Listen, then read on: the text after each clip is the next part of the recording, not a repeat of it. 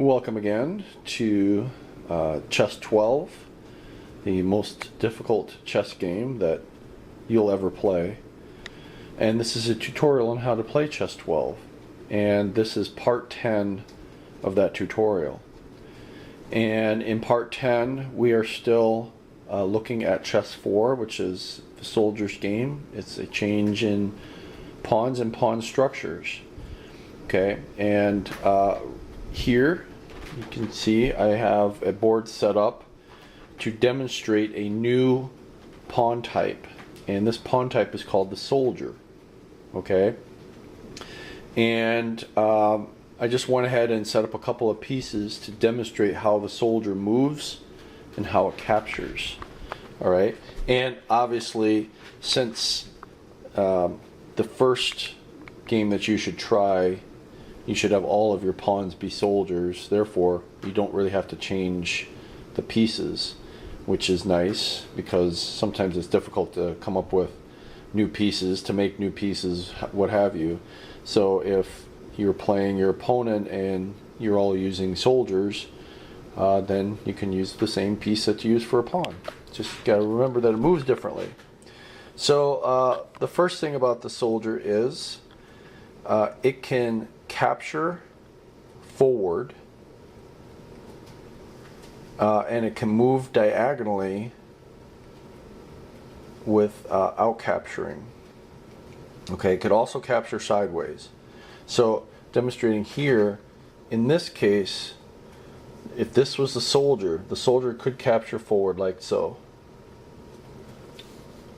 The soldier cannot capture diagonally, but it can move diagonally.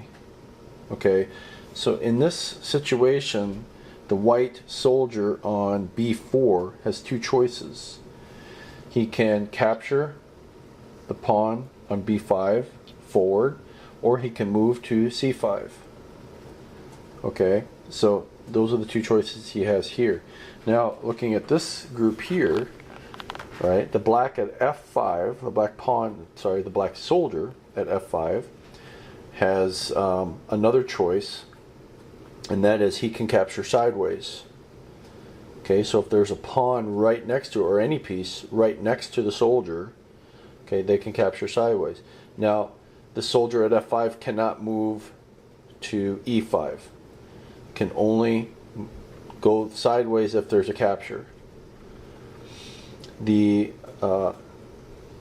black soldier here cannot capture at e4, but he can move to g4, and he can capture forward. Okay, so those are the options. Also, if we had a situation like this, the black pawn could move forward, or the black soldier can move forward. Okay, so the black soldier can move forward once, one square. The other normal rules apply. They get two moves on the first move. They can move two squares on the first move, provided they're in the 2nd or 7th rank to start with. They can get promoted when they reach the end of the board. And the en passant rule still applies. And in fact, for all of these pawn types, all of those things are true. Those rules, the promotions, the en passant, the moving two squares on the first move, those are all rules that are covered in a later chess variation. I believe it's in chess 7, elemental chess, and that has to do with the color of the pieces. Okay, so those rules won't change for quite a while yet. Okay, so those rules for all of these pieces will apply.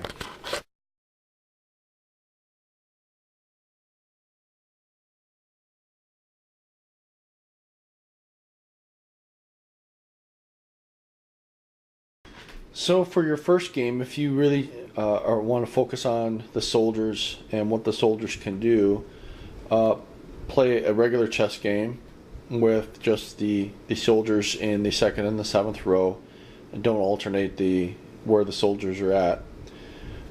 If you want to get a little bit more into it for your first use with the soldiers, or for your second game. Keep all of the pawn types, all of them soldiers once again, but you can change up how you want your back rank, or you can change up where the soldiers are in position, starting them on the second or the third row. And you see here, I have a couple of extra pieces, and I've got their positions changed. Okay, so you can kind of play a chess 3 game just with soldiers, so that you get the how the soldiers work. This using all of one type of piece, especially here with these tutorials, you and your opponent decide upon at the beginning of the game. Okay, you don't have to go through the whole pawn setup if you all both agree to keep that all your pawn types will be soldiers and they're going to stay on the second and seventh row. Okay, there's no need to go through the complicated setup. If you do want to go through the complicated setup and still stick with soldiers, you can change their position. But then there's another alternative here, which I will show you.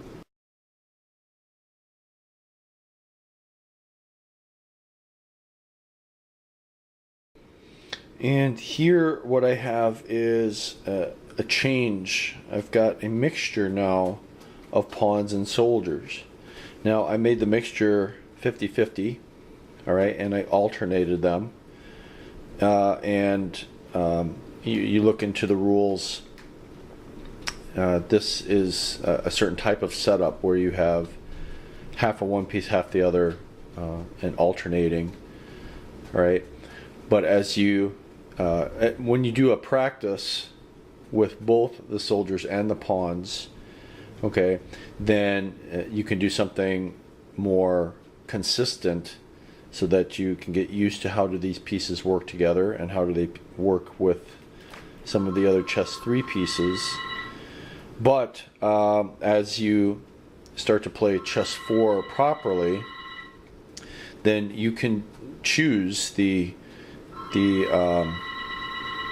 white will choose if they want to use a pawn or soldier in a certain column, and likewise black, after mirroring white, will choose if they want to use a pawn or a soldier, and if they want to place that pawn or soldier on the second or the third row. Okay, so now the variations will grow some more. So my recommendation is, play a game where they're all alternated, and then you can either play a game where you choose which types of pawns that you want as well as what you want for the back row, or you can move on and watch the tutorial on Chess 11, which talks about the next type of piece that we're going to look at, which is, I believe, the guard. And then we have the other tutorials, which will also talk about the warrior and the hunter. So overall, there will be 5 different types of pawn pieces that you can choose from as you learn more on how to play chess 4. So that's all I have for now. Practice these games, see how the soldier works, and have a good time.